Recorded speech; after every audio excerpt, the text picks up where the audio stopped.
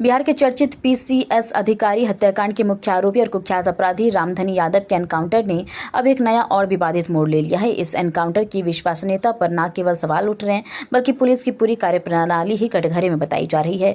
घटना के 48 घंटे बीत जाने के बाद भी जिला पुलिस उस सटीक ग्रामीण इलाके की पहचान नहीं कर पाई जहां यह कथित मुठभेड़ हुई। जब भी इस भौगोलिक स्थान को लेकर सवाल पूछे गए, पुलिस अधिकारियों ने स्पष्ट जवाब देने के बजाय टालमटोल की नीति अपनाई, जिससे संदेह की परतें और गहरी हो गई है। इस पूरे मामले पर सबसे बड़ा धमाका मृतक रामधनी यादव की बहू बेबी कुमारी के बयानों से हुआ है, जिन्होंने पुलिसियों कार्रवाई को सीधे तौर पर हिरासत में हत्या करार दिया है।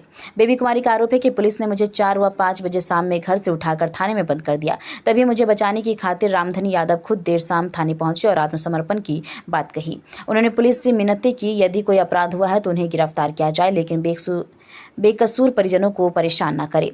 प्रत्यक्षदर्शी बहू का दावा है कि थाने के भीतर ही उनके ससुर के साथ हाथापाई की गई और उस वक्त वो पूरी तरह निहत्थे थे। इसके बाद पुलिस उन्हें थाने के पिछले हिस्से ले गई, जहां गोली मारकर उनकी जीवन लीला समाप्त कर दी गई। बेबी कुमारी ने एक और सनसनीखेज खुलासा करते हुए कहा कि जिस वक्त यह पूरी घटना हुई, थाने के सीसीटीवी कैमरे रहस्यमय तरीके से बंद कर दिए गए। उन्होंने जबरन थाने के एक ऊपरी कैमरे में कैद रखा गया था, जहां की खिड़की से उन्होंने अपने ससुर को ले जाते हुए देखा था। पुलिस ने इस पूरी घटना को बाद में एक बाहरी मुठभेड़ का रंग देने का प्रयास किया। परिवार का सवाल है कि जब आरोपी के पास कोई हथियार ही नहीं था, तो मुठभेड़ की कहानी कैसे संभव है। दोपहर करीब 12 बजे शव सौंपने के बाद पुलिस इस बात का तार्किक जवाब नहीं दे पाई कि हिरासत में मौजूद व्यक्ति अचानक मुठभेड़ स्थल तक कैसे पहुंच गया। परिजनों का आरोप है कि सच को दबाने के लिए उन्हें और उनके पूरे कुनबे को अंजाम भुगतने की धमकियां दी जा रही है। बताइए, आप क्या कर रहे हैं और ये इस घटना को किस नजरिए से देखते हैं? सबसे पहले ये जो घटनाक्रम हुई थी, मैं यहाँ मौजूद नहीं था। मैं पटना में मौजूद था, एक लाइब्रेरी में बैठ के मैं पढ़ाई कर रहा था। और क्योंकि मेरा 1 मंथ के बाद एग्ज़ाम था मेंस का, जो भी रेलवे का पेपर मेरा पीटी निकला हुआ है, उनका एग्ज़ाम था। तो उन्हीं सिलसिले में, और हम घर से कोई मतलब भी नहीं रख रहे थे और घर वाले से ना ही किसी से मुझे उतना बातचीत होती थी, क्योंकि घर का टेंशन हो जाने से पढ़ाई भी बर्बाद हो जाती है। तो और ये जब घटनाक्रम हुई, जब जाने ऐसा हुआ है, उसके बाद ये जो कार्यपालक महोदय का ये जो महोदय के साथ ये जो घटना हुई है, ये कार्यपालक महोदय के लिए मतलब नहीं गए थे घटना करने, वो बीच में आ गए। बस आक्रोश वैसा था। और वो पहले से पहले से ये 2023 में मेरे पिताजी पे जो है ये गोलीबारी करवाए थे राजकुमार गुड्डू, जो अभी वर्तमान में यहाँ नगर परिषद सुल्तानगंज के चेयरमैन हैं। और ये प्रशासन सबको भी बहुत दबाव डलवाता है और ये पब्लिक लोग को भी बहुत दबाव डलवाता है कि मेरा दोस्त IAS है, IPS है, ये है, वो है। तो इसका मतलब ये नहीं है कि आप जनता को अथी कर लीजिए। अगर जनता से पूछिएगा कि रामधनी यादव के रीजन में नगर परिषद में काम कैसा था, और गुड्डू राजकुमार जो गुड्डू नगर परिषद चेयरमैन है, उनके रीजन में काम कैसा था, तो वो जनता आपको दूध का दूध पानी का पानी कर देंगे। मतलब इस घटना को लेकर अब आपके परिवार पर क्या बीत रही है? इस घटना को लेकर सुबह शाम रात दोपहर पर 2 घंटा के बीच में पुलिस प्रशासन आती है, धमकाती है, गाली गलौज भी करती है कि घर तोड़ देंगे, एक एक ईंट उठा के लेके जाएंगे, मार देंगे, कोई नहीं बचेगा, सबको बर्बाद कर देंगे, किसी को नहीं छोड़ेंगे, सबका अच्छी होगा। ये हमेशा आते हैं। और घर में मेरे कोई परिजन नहीं है, और सिर्फ हम एक छोटे भाई हैं और एक मेरी सिस्टर है। बाकी बात घर में कोई नहीं है, सिर्फ जो बाहरी लोग हैं वो आते हैं, वो मिलते हैं और जाते हैं। और बाकी बात जो है वो प्रशासन आते हैं और बहुत प्रेशर डालते हैं। अभी थोड़ा देर पहले गाड़ी सब उठा के लेके गए हैं कि घर का हर चीज़ उठा के लेके चल जाएंगे, एक एक कतरा उठा के लेके चल जाएंगे। परिचय दीजिए। मेरा नाम अंकित कुमार है। आप कितने बेटे हुए? कम नंबर के? हम चौथे नंबर के बेटे हुए। हम पटना में रह के पढ़ाई करते हैं। ठीक, ये बताइए कि जो घटनाक्रम है उसको लेकर आप क्या कहेंगे? हम सरकार से यही मांग करना चाहते हैं कि जो रामधनी यादव हत्या किए, ठीक है, उनको तो सरकार सजा दी, ठीक, लेकिन जो और वो 3 अपराधी जो थे, तीनों तो सिलेंडर बोल गए, लेकिन इसमें नीलम देवी और सन्नी यादव और मनीष कुमार क्या किया है?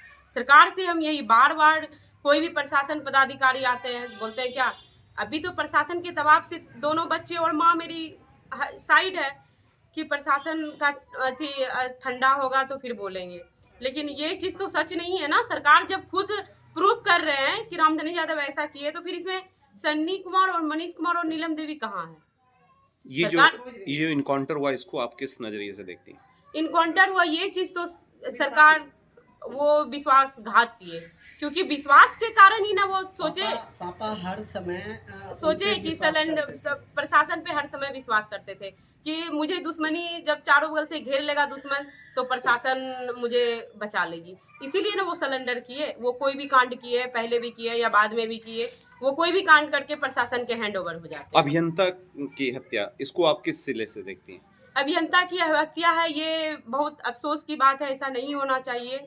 लेकिन उनकी हत्या रामधनी यादव अपने दिल से भी नहीं करने गए, वो खुद अथी में आग में कूद पड़े, मतलब बहादुरी दिखाने के, बहादुरी दिखाने के लिए वो कूद गए। मतलब कुल मिलाकर अभी आपका परिवार है वो किस विपत्ति से चल रहा है, कैसे क्या, कितनी मतलब जो पुलिस दबिश है उसके बारे में क्या कहेंगे? पुलिस तो रात दिन तबाही कर रखा है। अभी कुर्की कर देंगे, बुलडोजर चलवा देंगे, गाड़ी सब लेके चल जाएंगे। अभी क्या देख रही हो, अभी रोती हो जिसका पूरा अभी बुलडोजर चलवा देंगे, एक एक ईंट उठा के ले जाएंगे। परिचय दीजिए। प्रियंका कुमारी। ये क्या हुआ था? हुआ कि वहाँ पहले हमको उठा के लेके गया 5 बजे। उसके बाद पापा को मालूम पड़ा तो पापा वहाँ पहुँचे। पापा पूछे, बोला मेरे पुतहू को छोड़ो, हम कांड किए हैं, हमको पकड़िए और मेरा परिवार को कुछ नहीं कीजिएगा। वहाँ पापा के साथ हाथापाई करने लगा।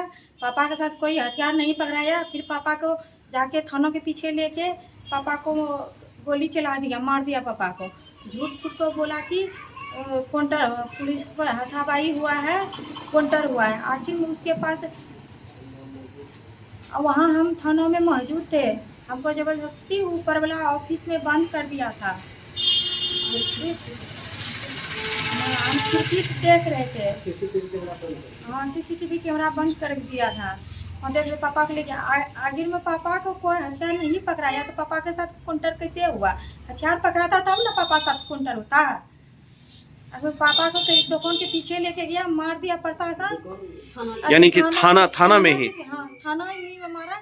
और उसके बाद बोला कि दूसरे जगह लेकर गए सामान गोली खोजने के लिए, वहाँ का वो नाम लगा दिया है, हल्ला करवा दिया है कि बाहर में काउंटर हुआ, मगर पापा को वहीं थाने में मारा है। थाने में मारा है? हाँ, थाने में मारा है। पापा के 4 बजे सुबह में लेके गया है झूठ फूट को।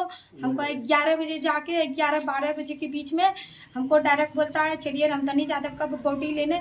हम बोले मेरा पापा यहाँ पकड़ाया, हाजिरी हुआ तो मेरे पापा का बॉडी वहाँ कैसे चल गया? हाँ, आखिर में कैसे मरा ये तो हम लोग भी जानेंगे। तो पुलिस क्या बोली? कुछ नहीं बोले, पुलिस हट गए। आज सीधा धमकी देने लगा कि आपको भी ससुर की तरफ पहुँचाएंगे ऊपर। पुलिस? हाँ। क्या नाम हुआ आपका? बेबी कुमारी। किसकी पत्नी है आप? सन्नी कुमार का। ठीक।